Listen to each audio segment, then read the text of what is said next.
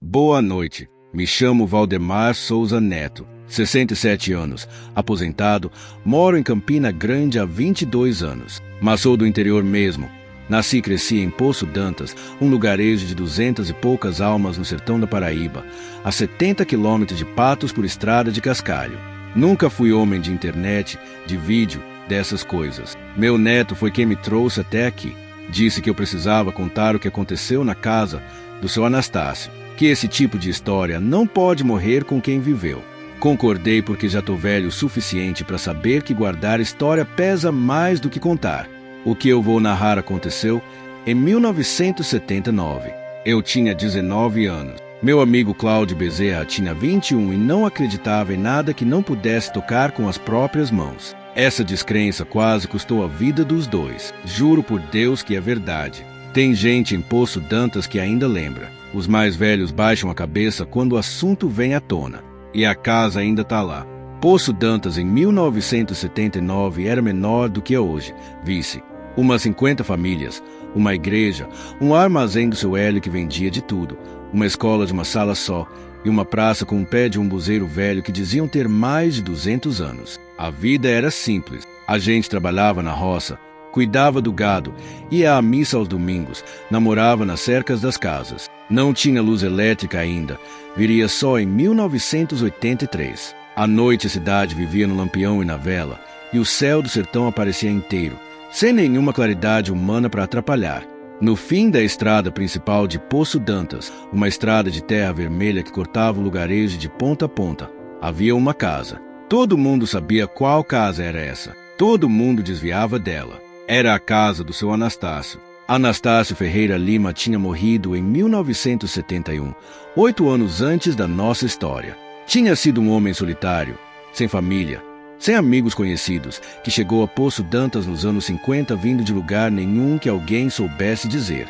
Comprou o terreno no fim da estrada, construiu a casa com as próprias mãos e viveu lá sem se misturar com ninguém por quase 20 anos. Os velhos do lugar diziam que seu Anastácio era curandeiro ou feiticeiro.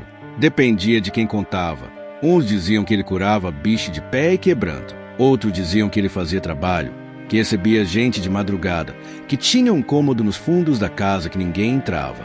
Quando ele morreu, sozinho, sem que ninguém soubesse ao certo quando ou como, encontrado por um menino que viu o urubu pousado no telhado, a casa ficou vazia. Nenhum herdeiro apareceu. Ninguém comprou. Ninguém demoliu. A casa ficou ali, no fim da estrada, apodrecendo devagar com o tempo e o sol do sertão. E as histórias foram crescendo.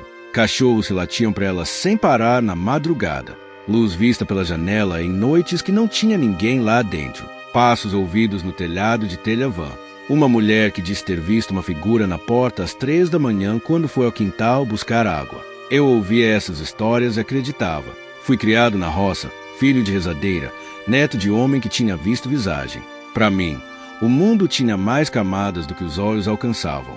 O Cláudio achava graça. Cláudio Bezerra era meu melhor amigo desde os 6 anos de idade. Filho de professor, o único da turma que tinha chegado até o ginásio, leitor de jornal e de almanaque, convicto de que ciência explicava tudo e que história de assombração era invenção de gente sem estudo.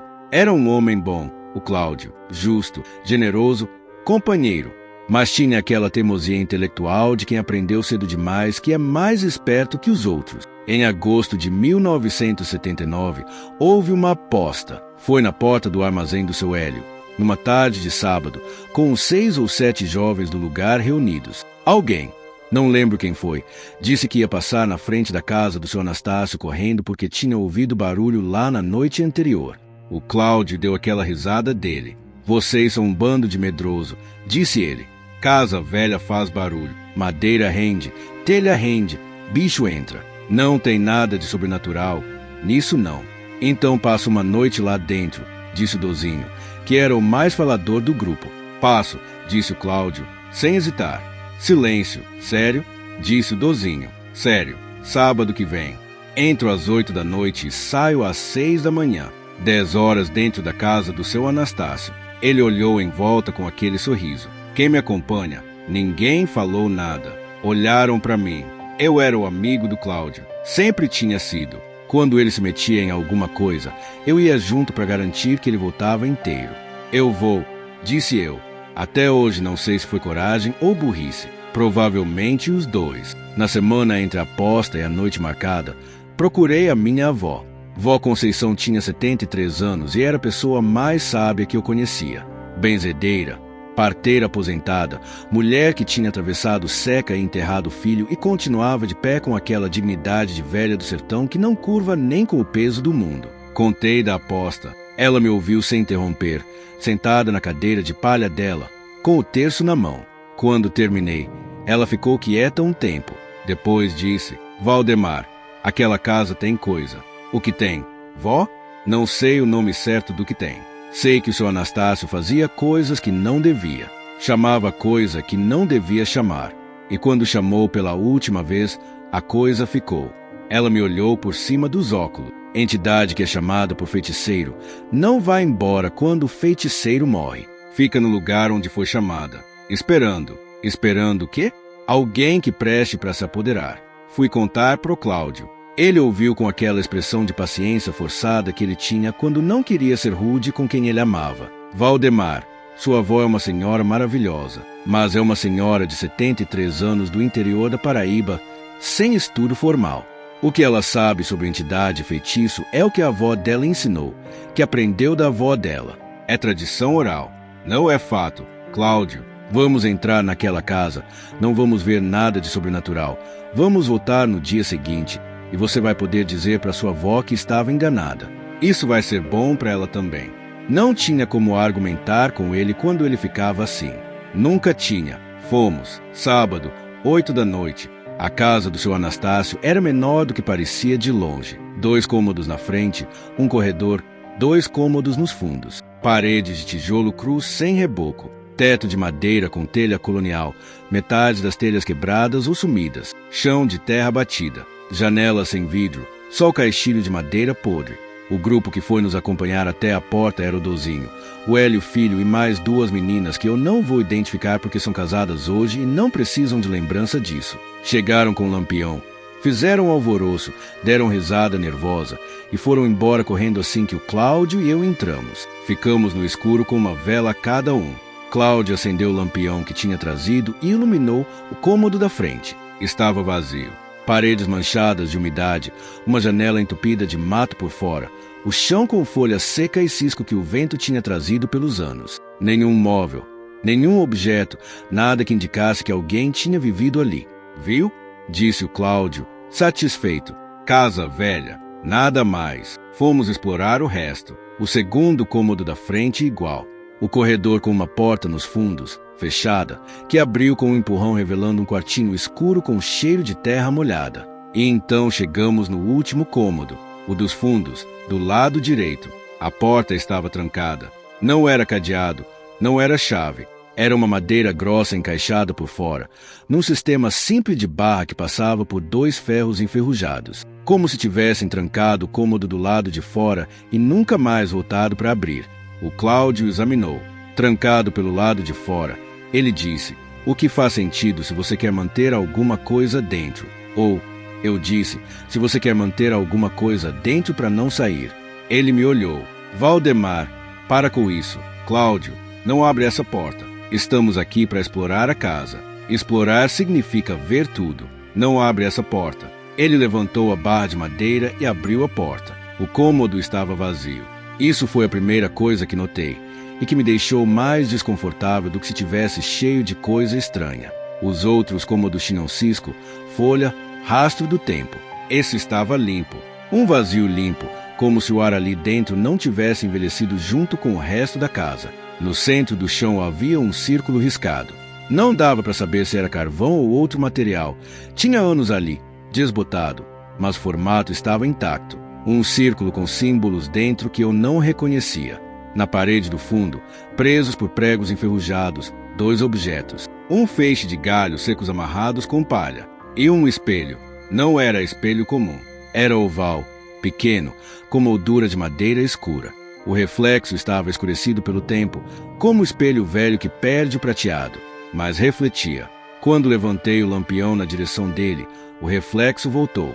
Cláudio, vamos sair desse cômodo. Calma. Ele estava examinando o círculo no chão, abaixado, com a vela dele. Isso é pentagrama. Li sobre isso. Ocultismo europeu. Seu Anastácio deve ter aprendido em algum livro. Cláudio, Valdemar, para de... Ele olhou para o espelho. Ficou parado. Fiquei olhando para ele. Tinha alguma coisa errada na forma como ele estava parado. Imóvel demais. Rígido demais. Como estátua. Cláudio? Nada. Cláudio, o que foi? Ele não respondeu. Não piscou. Não se mexeu. Ficou de joelhos no chão com a vela na mão e os olhos abertos no espelho. E o reflexo dele no espelho estava olhando de volta, mas com uma expressão que não era a expressão do Cláudio. O reflexo estava sorrindo. O Cláudio não estava sorrindo. Peguei ele pelo braço e puxei com força. Ele veio. O corpo veio. Mas os olhos ficaram no espelho por um segundo a mais, como se alguma coisa estivesse segurando o olhar antes de soltar. Quando os olhos finalmente se desviaram, ele piscou várias vezes, sacudiu a cabeça e me olhou com uma expressão confusa. O que foi? Ele disse. Você parou. Ficou olhando pro espelho sem se mover. Ele franziu o senho. Quanto tempo?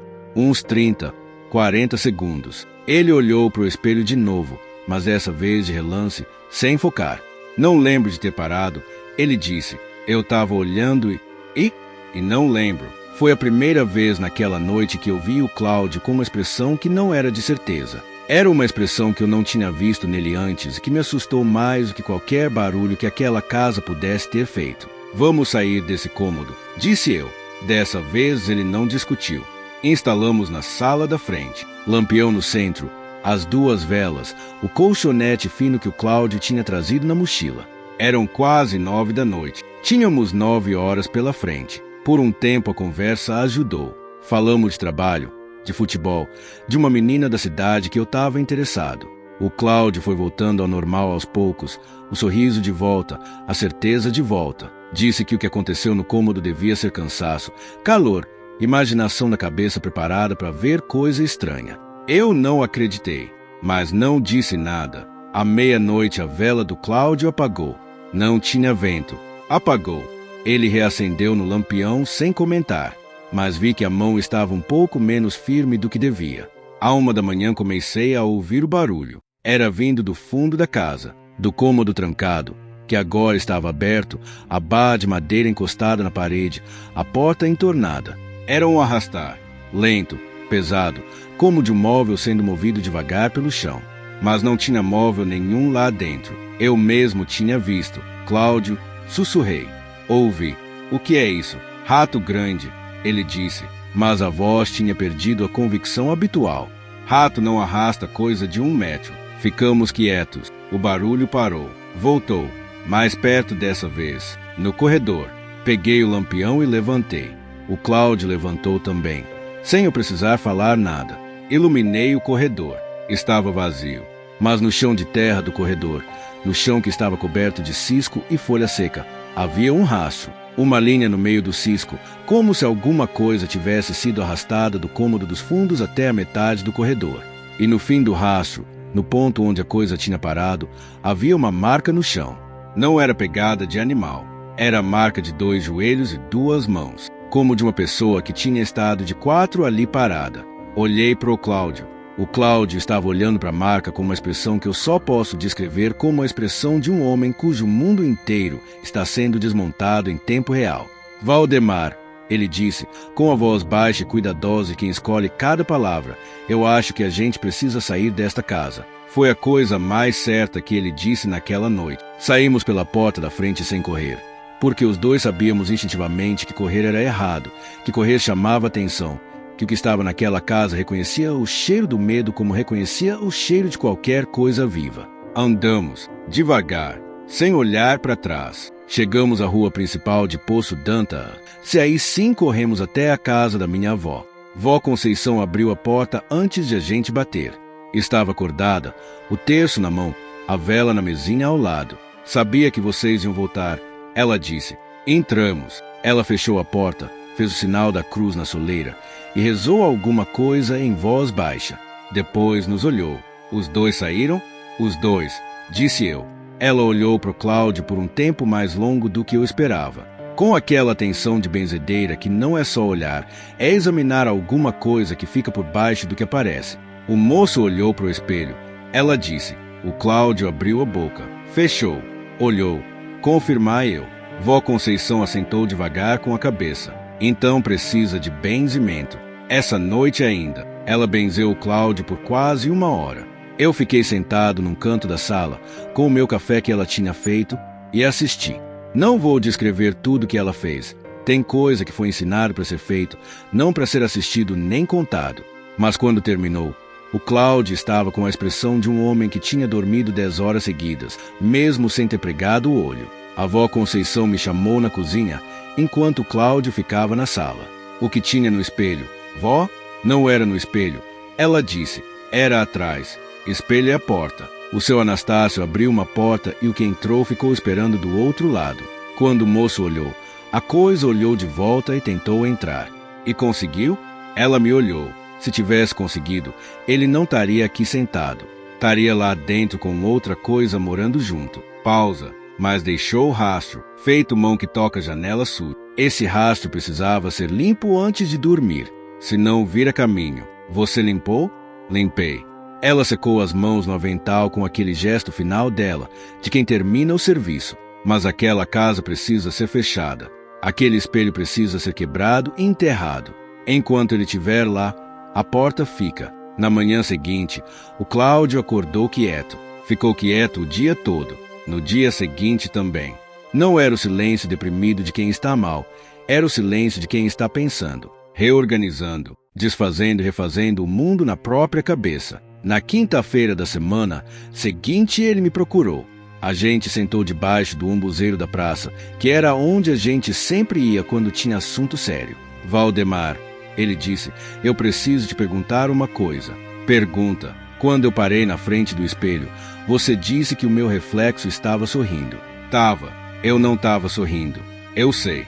Silêncio. Eu vi alguma coisa. Ele disse por fim. Não sei descrever. Quando eu olhei para o espelho, por um segundo, o reflexo não era eu. Era uma forma, escura, que me olhava de dentro do espelho com aquele sorriso. E depois não lembro mais de nada. Fiquei olhando para ele. Você tá bem? Perguntei. Tô. Ele assentiu devagar. Acho que tô. Pausa. A sua avó tem razão sobre o espelho. Precisa ser destruído.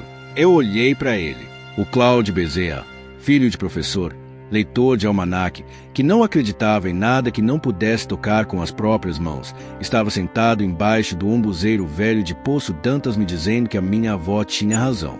Nunca achei que fosse escutar isso. Eu sei, disse eu.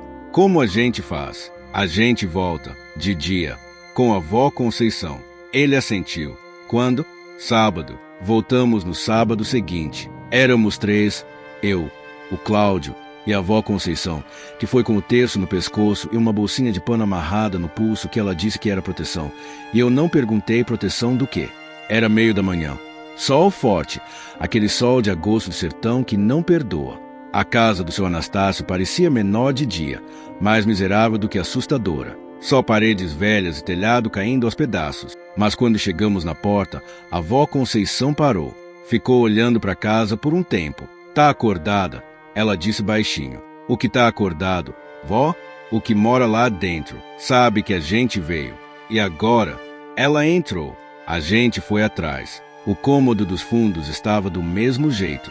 O espelho na parede, o círculo no chão, o feixe de galhos. Vó Conceição foi direto ao espelho. Rezou em frente a ele por uns 10 minutos, de olho fechado, com uma voz baixa que eu não distinguia as palavras. Depois tirou o espelho da parede com as mãos, usando um pano para não tocar direto no vidro, e o colocou no chão virado para baixo. Pediu a pedra que eu tinha trazido. Quebrou o espelho com 3 pancadas, sem hesitar.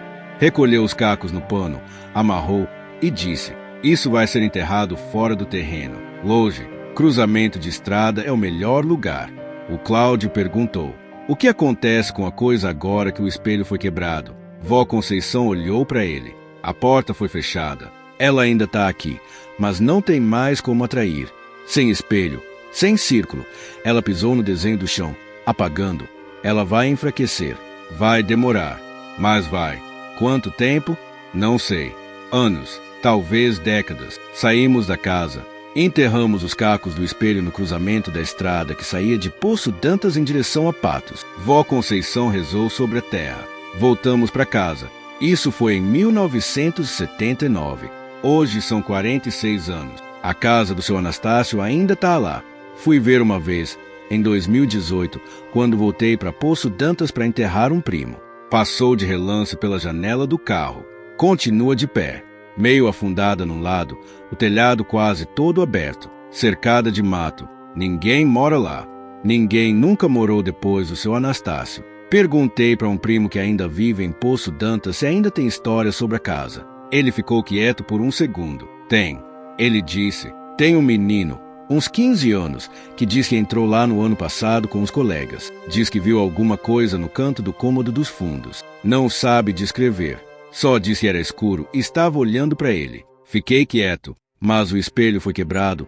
Eu disse, mais para mim do que para ele. Foi, disse meu primo, mas o cômodo ainda está lá. O Cláudio Bezerra virou professor, igual ao pai. Deu aula de história em Patos por 30 anos, se aposentou. Morreu em 2021 de enfisema, fumante antigo. Na última vez que falei com ele, uns 2 anos antes de morrer, perguntei se ele ainda pensava naquela noite. Toda vez que vejo o espelho antigo, ele disse, sem graça nenhuma. Toda vez. Nunca mais disse que história de interior era invenção de gente sem estudo. E nunca mais olhou fixo para espelho nenhum. Eu sei porque a filha dele me contou. Disse que o pai tampava os espelhos velhos da casa com pano, que nunca explicou o porquê. Ela não sabia da história. Perguntou se eu sabia. Disse que sabia, mas não contei.